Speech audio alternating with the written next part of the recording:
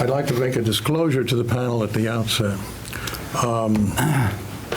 When Mr. Sirhan's attorney died, Larry Teeter died in 2005 and left him basically without counsel, I was approached and asked to look at this case. I did so with a great deal of trepidation and reluctance, because I have had a history of closeness to the Kennedy family over a number of years. I was Bob Kennedy's Citizens Chairman when he ran for the Senate in 1964 in New York State. So I knew Bob as a much younger person at that point in time. And I didn't want to become involved in a case unless I was sure that, in my own mind anyway, that the person who was convicted of this crime might have been wrongfully convicted. So I was shown a lot of evidence, and we're not going to able to go into that at this point. That's correct, sir. Because you're not retrying the case. That's correct. But I was shown a lot of evidence that, some of which is contained in exhibits that I've left for the panel's consideration, that convinced me that Sirhan was not guilty of that crime, not knowingly guilty of the crime of killing Robert Kennedy, although he certainly was guilty and responsible for discharging a pistol in the pantry, albeit only twice before his hand was pinned to the table. And he kept pulling the trigger when his hand was pinned to the table.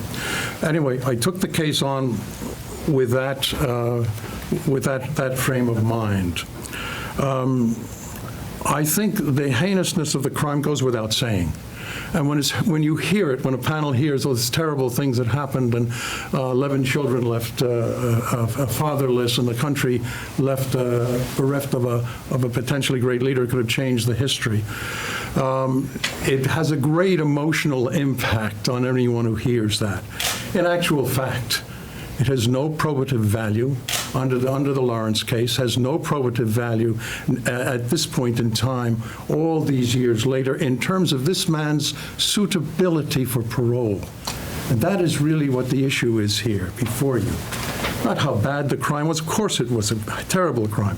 Of course the other people who were injured, were badly injured. Whether any of those ricocheting bullets hit Mr. Weisel and Goldstein and the others, it's quite likely they did.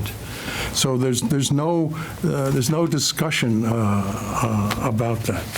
What we're dealing with here, of course, is the suitability of this man in terms of the criteria that this panel has to face.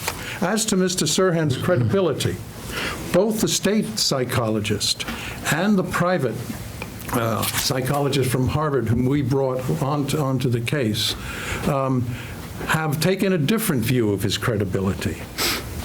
Dan Brown, in particular, has focused on the fact that he could not be feigning. He put him through every test over 3 years. He tried desperately. Now, I don't know if Mr. Dolly has a degree in forensic psychology, but I would put it to you, gentlemen, that the word of your own professional, as well as Dr. Brown, should be taken over that of a deputy district attorney who's doing his job and making a plea to this panel. Both psychologists, when we come to the suitability issues, both psychologists, the states and our own, believe that a low potential for violence exists with this man.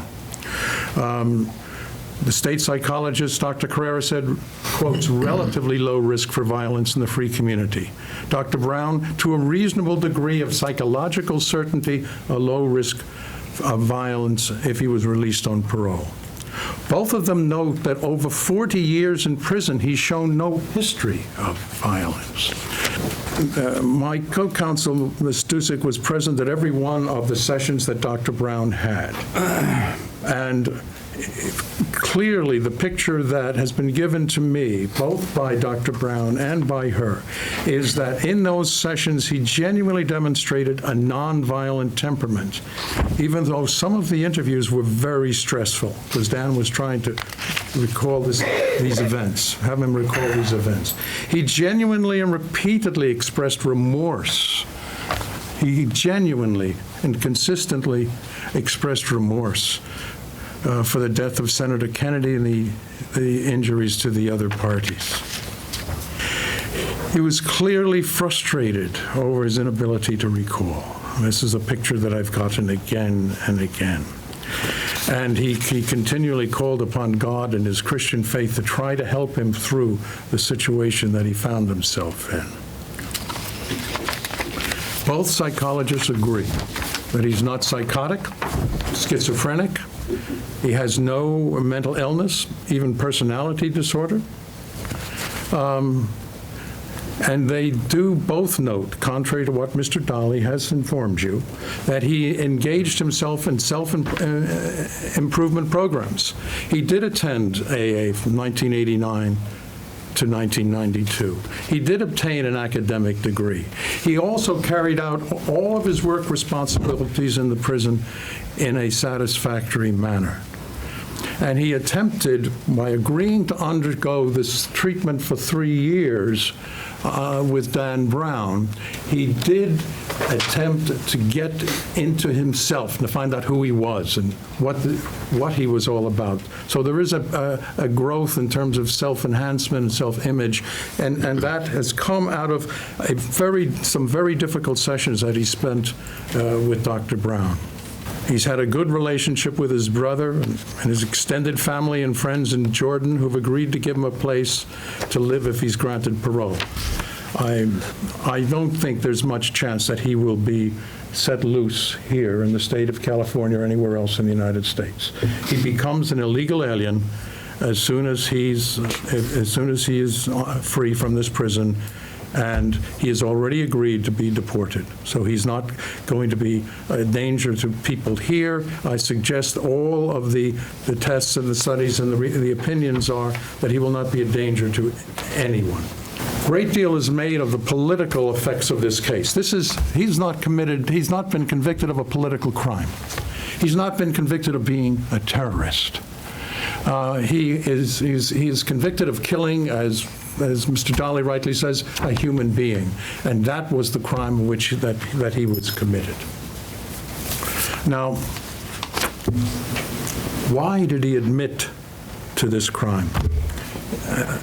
Mr. Chairman, he was told by everyone around him at the time that he was guilty, that he did it. Even if he didn't remember it, everyone, his lawyer, every member of that legal team, they all convinced him he was guilty, and the best thing for him was to have his life saved, because capital punishment was still a serious possibility at that point in time. As he then, over the years, became aware of exculpatory evidence, he decided that, maybe there was another side of the story here. And so maybe, in fact, the evidence started to show overwhelmingly that he could not have committed this crime because of the witnesses who said where he was placed, his location at the time. So there it is. This plea is for 43 years. He's had good behavior, 35 years. He's had education, AA attendance, willing participation in the program that we put to him, and a report that he is a very low risk for violence. He has shown remorse. He has a place to live, and if he is sent to Jordan. And I urge the committee and the panel to look at its own sheet, its own list, and go right down that list with respect to the information that you have and you've been given about Mr. Sirhan. One provision after another is checked by us, and I suspect in fairness, and I appreciate this committee's this panel's professionalism and its openness in terms of this very difficult plea to yourselves. But if you look at your own list, you will see he has fulfilled every requirement. I would hope that you will grant this parole. I know the courts are taking a much closer look at the work of panels, and your work has been here very diligent, and I commend you for that. But long after all of these words have been forgotten about and spoken and just black ink on paper somewhere, everyone is going to remember what this panel did with respect to this man at this point in his life, 67 years of age. No possibility of being a violent threat to anyone. No possibility of being a recidivist. I ask you to give him a date and let him return to his family. Thank you. Thank you, sir. All right, we're back on record. Time is 5:30. In the matter of Sirhan Sirhan, CDC number B as in boy, 21014. The panel has reviewed all the information received from the public and all relevant information that was before us today and have concluded the prisoner is not yet suitable for parole and would pose an unreasonable risk of danger or threat to public safety if released from prison. Whenever you see a system of justice fail the way we have just seen it this afternoon, one has to be very chagrined, very disappointed, and very hurt for a man who has been consigned to spending more time inside when he actually met every one of the criteria for suitability and release. He met every one of them. He has been without any kind of charges against him for 40 years. He's gone through an AA program. He's gotten a degree while he's here. He worked all the time in both facilities. He's done everything that was expected of him. There were enormous efforts to provoke him inside the walls so that he would strike out. He restrained himself. But worse than all of this, my friends, is that we provided them with exhibits, exhibitory evidence of that designed to correct the existing factual summaries that have been used now in all 14 hearings. And those corrections contained, in the first instance, statements from 10 separate independent eyewitnesses in the pantry on the night that Bob Kennedy was killed, indicating that Sirhan was always in front of the senator, in front of him, and up to 6 feet in front of him. Now, those of you who know something about the killing in the case will know that Bob was hit with bullets from the rear, and that the bullets that went into his jacket left powder burns, and the bullet that killed him went to his right ear, was fired with less than an inch from his right ear. So Bob Kennedy was killed by a shooter who was behind him, firing from west to east, and Sirhan was in front of him and admittedly firing his pistol twice from east to west. The second piece of evidence that we left with them were statements of 5 other people in the pantry who saw his hand pinned to a steam table after the first 2 shots. After the first 2 shots. When his hand was on that table, he kept pulling the trigger in a robotic-like fashion, and that's where the bullets came all flying all over the place. And people like Bill Weisel, who generously came here to effectively support his release, and as one of the injured people. So we provided that evidence. It's there. They had it. It was in the file. It's a part of the record. They ignored it. They basically, I think, ignored everything that we had to say, and they went on the emotional kick of the loss of a presidential candidate, loss of a national leader, and loss to 11 children of a father. Now, I knew Bob Kennedy. I came onto this case reluctantly until I saw evidence that indicated that Bob was not killed by Sirhan. I ran his campaign in Westchester County, New York, in '64 when he ran for the Senate. I was a young guy he asked to be his citizens chairman. So I knew him, and I felt very deeply this loss. So it wasn't lightly that we came here. So we're very disappointed. But now, what do? Well, I'll tell you what we do. We are going to court. There's no way we can allow this kind of a ruling that's not sustainable in any way by the evidence that went before this panel. So we'll go to court. We also have a habeas, and we've been asked to do supplemental brief on our habeas traverse and opposition motions by the court in LA. So we'll do that supplemental brief on one issue that they asked. What is the issue? All right? What's the issue? The issue is timeliness. The previous lawyer, Larry Cheater was Sirhan's lawyer, and Larry died in 2005. He had filed this habeas initially, and he was out of time when he filed it. And the reason he was out of time was because the state had destroyed a lot of the evidence, over 2,400 photographs, panel doors, ceiling tiles, and they withheld evidence that they had. So there was good reason for him being late, but the court wants specificity with respect to that. So we're going to provide that. We also have another plan in mind that I'm not going to go into at this point in time. Thank you. Just let you all know that this is an ongoing fight, an ongoing story, and we're not going to let this guy rot in here for something, quite frankly, that he didn't do. And that's what's very important. Yes, he was there. Yes, he fired his pistol. Yes, he was pinned to the table and kept firing it. But he did not kill Bob Kennedy. And the evidence was with these people this afternoon, and they chose not even to deal with it. We didn't ask them to retry the case, just correct the evidence that had been submitted. And they refused to do that.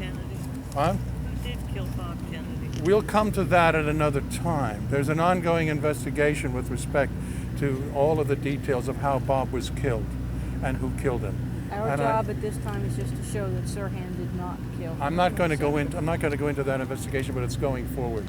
We are in a situation now where we have to try to remedy the injustice that happened here. Was Sirhan argumentative inside the hearing today? Well, not really. The chairman was concerned that Sirhan impetuously interrupted him a couple of times trying to answer. So the chairman took umbrage of that. He wasn't really that argumentative. I mean, he tried to respond to all of the questions. He was open. I don't believe that the panel listened to what he was saying, because of their closing statement, their closing comments indicated they really hadn't heard a lot of the things that we said. They said no self-help. He's never tried to have self-help, for example. Well, he spent 3 years with a Harvard psychologist whom we sent in here for this purpose. Dan Brown spent over 70 hours with him, and he greatly enhanced his self-image and his sense of personhood. So I think that's an indication of self-help, but they wrote that off. There are no programs for people in these prisons that they can join in, and particularly when you're someone like Sirhan, you become a target, and you have to be very concerned about moving about and what you can do. And Dan Brown tried over a period of 3 years to bring that memory back, and frankly was unsuccessful. There's some gaps he will not remember. But with respect to the magnitude of the crime, I think he understands it full well. He has great remorse for just even however he was involved in being involved in it. But beyond that, the magnitude of the crime has nothing to do with his suitability now for release after being in prison for 43 years. Did he say anything to you after the parole board issued their decision? Well, I mean, he said quite a lot, some of which I can't reveal because of the privilege, but I can tell you, yes, he was disappointed, but he knows it's just one more bump in the road, and we're going to continue, and we will see some of these good folks in court. Can you tell me what is the significance of William Weissel being here today? Highly significant. He was one of the 5 victims. This is the first time that a victim of that tragedy that occurred in the pantry at the Ambassador Hotel has come to a parole hearing. And he came here, and he effectively supported the release of Sirhan. And he even had tears in his eyes when Sirhan was denied parole. He had to dab at his eyes with a Kleenex a couple of times. Okay, could you briefly summarize psychologist Dan Brown's work with Sirhan, and how long did he spend with Sirhan? What was the aim of these sessions, and what did he discover? There were 6 separate occasions that Dr. Brown and I came to see Sirhan. They would go for, usually 2-day sessions, 8 hours a day, and was trying to have Sirhan recollect the events that led up to that evening and the events that occurred that evening. And they were extensive and intensive sessions. He was he interviewed him both when he was conscious and under hypnosis. So there were 2 phases of the operation in an effort to try to get him to recall. And numerous psychological tests were given to him as well. And the 2 psychologists basically concurred in every area with respect to his suitability for parole. Okay. What did Sirhan say to the parole board, and how does he feel about today's proceedings? He feels horrible. What did he say to them? What did he say to the parole board? Well, he said many things. He answered all of their questions. He tried to be as upfront and as frank as he possibly could be. And he was forthright. And I don't think he could have done a better job. I mean, he did interrupt the chairman a couple of times, which obviously piqued the chairman. But other than that, he was an excellent witness. And he's ill. He's suffering from valley fever at the moment, and so he wasn't at his top physical shape. What is your reaction to the parole board decision? Well, I think it's a devastatingly unjust decision, and it just makes you realize the great difficulty in these political cases of getting justice, and it would make one increasingly cynical over a period of time. But we have some other plans, so we just have to carry on. It was a travesty of justice what occurred today. Okay, what is your next step in the legal strategy? We'll file a habeas petition against this panel, because we think the panel is totally unjustified based on having all of the evidence it needed to find him suitable. It found him unsuitable. So our next step is to go into court. And last question, I guess for both of you, can you briefly summarize why you still believe your client is innocent? We gave the parole board 2 basic exhibits, which they had before them. One of those exhibits contained statements of 10 people who maintained that Sirhan was always in front of Bob Kennedy, never behind him. And that means he could not have killed the senator, because the senator was killed by shots fired from behind him and at a very close and upward range. Second exhibit showed that Sirhan's hand was pinned to the steam table after the second shot. There were 5 witnesses to that. And when his hand was pinned to the steam table, he kept robotically pulling the trigger, so 6 bullets caromed all over the hallway, and in the pantry. But those 2 pieces of evidence were designed just to correct the existing summary of the case, and they totally ignored them. Did you want to? No, that sums it up. I mean, all the shots came from behind the senator, from the right-hand side, and nobody can place Sirhan where the bullets came from. He was up to 6 feet in front of the senator at all times. It's outrageous, isn't it, when you have this kind of evidence that shows the man could never have gotten behind him and put bullets in his back and behind his ear, less than an inch from his ear. And his defense attorney at trial never questioned the autopsy report when it was admitted into evidence. Never questioned it, just accepted it and took it at face value. But Shane and other researchers have dealt with Grant Cooper, the lead attorney, dealt with his problem. He was subject to a pending indictment by the same prosecutor who was prosecuting Sirhan. So he had a serious conflict of interest, should never have been anywhere near this case.